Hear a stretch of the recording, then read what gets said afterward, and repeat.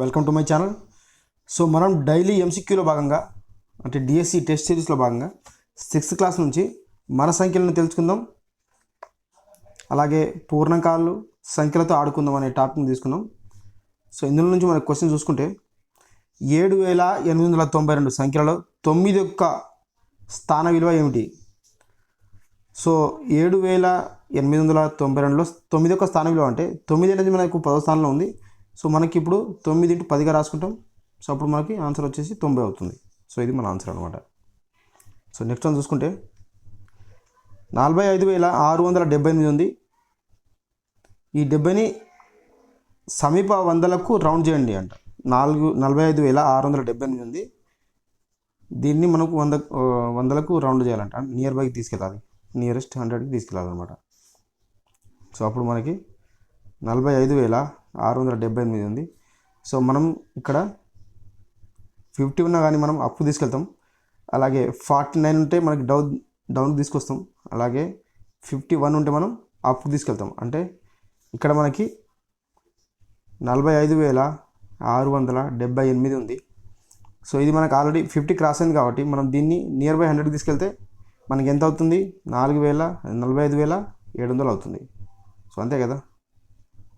మనం 50కి తక్కువ ఉంటే 600 తీసుకొస్తాం. ఇది కానీ 50కి ఎక్కువ ఉంది కదా, అంటే 78 ఉంది ఇక్కడ, కాబట్టి మనం దీన్ని 700కి తీసుకెళ్తాం. కాబట్టి మన ఆన్సర్ వచ్చేసి 45,700 అనమాట.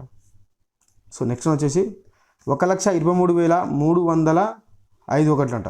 అంటే ఇక్కడ 1,23,305 అంటే 10వ స్థానంలో ఇక్కడ ఏం లేదు, 0 ఉంది. ఓకేనా. సో ఇది మన ఆన్సర్. ఇక్కడ వచ్చేసి మనకి ఇదన్నమాట. సో నెక్స్ట్ వన్ చూసుకుంటే కింది పూర్ణాంకాలలో అతి చిన్న సంఖ్య ఏది? సో ఫస్ట్ మనకు పూర్ణాంకాలు అంటే ఏంటి తెలియాలి. సో పూర్ణాంకాలను మనం హోల్ నెంబర్ అని అంటాం. సో పూర్ణాంకాలు అనేది మనకి 0, 1, 2, 3 డాష్ డాష్ డాష్ ఇలా స్టార్ట్ అవుతుంది. సో ఇప్పుడు ఈ క్వశ్చన్కి వచ్చేసి మనకి ఆన్సర్ వచ్చేసి 0 అన్నమాట. సో 0గా తీసుకుంటాం, ఎందుకంటే మనకి ఇక్కడ పూర్ణాంకాలు అనేది 0తో స్టార్ట్ అవుతుంది. ఇందులో చిన్న సంఖ్య వచ్చేసి 0. ఒకవేళ పూర్ణ సంఖ్యలను ఇస్తే మనకి ఇందులో నెగిటివ్ కూడా ఉంటుంది. -3, -2, -1, 0, తర్వాత +1, +2, +3 డాష్ డాష్ డాష్ ఇలా ఉంటుంది. సో పూర్ణ సంఖ్యలను ఇస్తే మనం ఇందులో నెగిటివ్ ఉంటుంది, పాజిటివ్ ఉంటుంది. ఈ రెండింటిలో మనకి ఏది తక్కువ ఇస్తే అదే తీసుకుంటాం. సో ఇప్పుడు మనకి పూర్ణాంకాలను ఇచ్చారు కాబట్టి మనం ఇక్కడ పూర్ణాంకాలు అనేది 0తో స్టార్ట్ అవుతుంది కాబట్టి మనం ఇక్కడ 0 తీసుకుంటాం. సో నెక్స్ట్ వన్ వచ్చేసి 6 + 4 × 0. సో మనం ఇక్కడ బాడ్మాస్ రూల్ అప్లై చేస్తాం. సో బాడ్మాస్ అంటే BODMAS. సో B అంటే బార్ అనమాట. సో ఇప్పుడు ఫర్ ఎగ్జాంపుల్ ఏ బార్ ఉంది, మనం దీన్ని ఫస్ట్ చేస్తాం అనమాట. ఇలా O అంటే ఆఫ్, అంటే బ్రాకెట్ ఉన్నది. D అంటే డివిజబుల్, అలాగే M అంటే మల్టిప్లికేషన్, A అంటే అడిషనల్ అంటే ప్లస్ చేస్తాం, S అంటే సబ్ట్రాక్షన్ అనమాట, అంటే మైనస్ చేస్తాం. సో ఇక్కడ మనం బ్రాకెట్ ఫస్ట్ చేస్తాం కాబట్టి 4 × 0 0 అవుతుంది. సో మనకి ఇప్పుడు 6 + 4 × 0 0 అవుతుంది. సో 6 + 0 = 6 అవుతుంది. సో మన ఆన్సర్ వచ్చేసి 6 అనమాట. ఓకేనా. సో దీనికి ఆన్సర్ వచ్చేసి మనకి 0. పూర్ణాంక సంఖ్యలలో 8 యొక్క పూర్వపదం ఏమిటి? సో ఇక్కడ పూర్వపదం అంటే ఏంటి తెలియాలి మనకి. సో ఫర్ ఎగ్జాంపుల్ ఇక్కడ మనకి 8 ఇచ్చారు కాబట్టి 8, దీనికి పూర్వపదం వచ్చేసి, పూర్వపదం అంటే ముందు పదం అంటాం. దీన్ని మనం పరపదం అని కూడా అంటాం.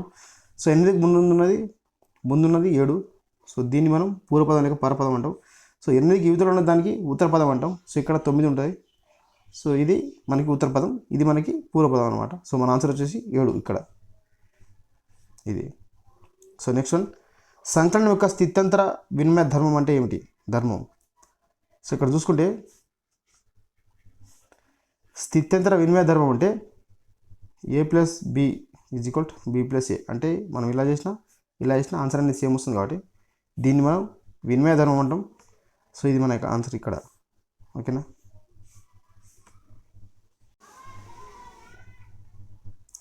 24 యొక్క భాగహారాలు ఏవి? అంటే 24 వేటితోటి భాగించబడుతుంది అని చూస్తే ఇక్కడ మనకి 24 యొక్క భాగహారాలు ఏవి అంటే ఇక్కడ ప్రతిదీ కూడా 24 యొక్క భాగాలు ఏవంటే 24ని ఏవేవి భాగిస్తున్నాయని చూస్తే మనం ఇక్కడ ఉన్నాయన్నీ కూడా భాగిస్తాయి. సో మనం 24 యొక్క కారణాంకాలని చెప్పొచ్చు ఇవి. అయితే ఇందులో మనకి అతి ఎక్కువ కారణాంకాలు ఉన్నాయి మాత్రం ఇక్కడనే. సో ఇక్కడ అంటే 1 చే భాగించబడుతుంది, 2 చే, 3 చే, 4 చే, 6 చే, 8 చే, 8 3 24, 12 2 24 1 సో చూసుకుంటే అన్నీ కూడా భాగించబడతాయి, అన్నిటితో భాగించబడుతుంది. బట్ ఇందులో ఎక్కువ ఉన్నాయి కాబట్టి మన ఆన్సర్ వచ్చేసి ఇది అనమాట. 36 మరియు 48, 36 మరియు 48 యొక్క గసాబా, 36 మరియు 48 యొక్క గసాబా. సో గసాబా అంటే హైయెస్ట్ కామన్ ఫ్యాక్టర్ ఉండాలి,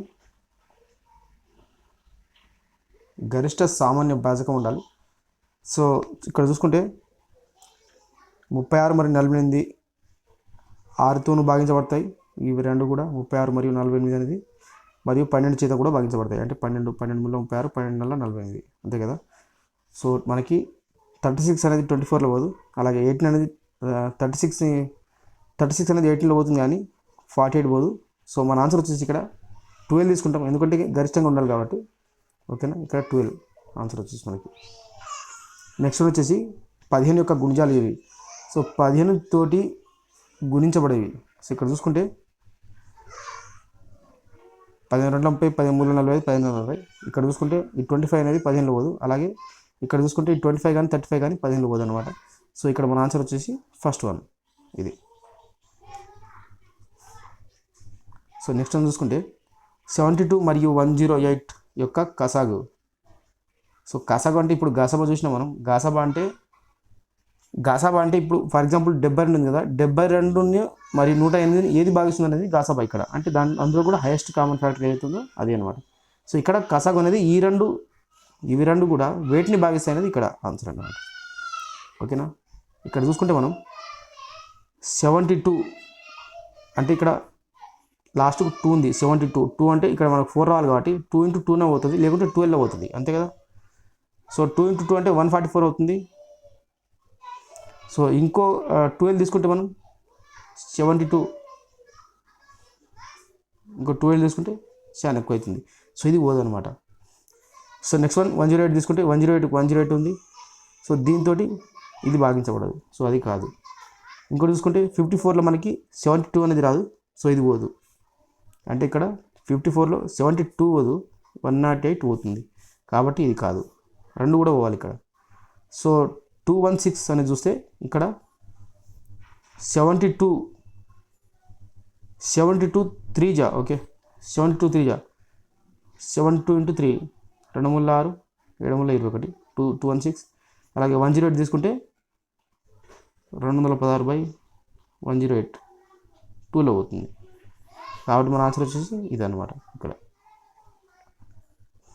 అంటే గసాబా అంటే ప్రజెంట్ గసాబా అంటే ఇవి ఇప్పుడు ఫర్ ఎగ్జాంపుల్ 72 108 ఉంది, ఈ రెండింటిని భాగించాలి, అది కూడా హైయెస్ట్ కామన్ ఫ్యాక్టర్ అయి ఉండాలి, అది మాత్రమే మనకి ఇక్కడ గసాబా అవుతుంది.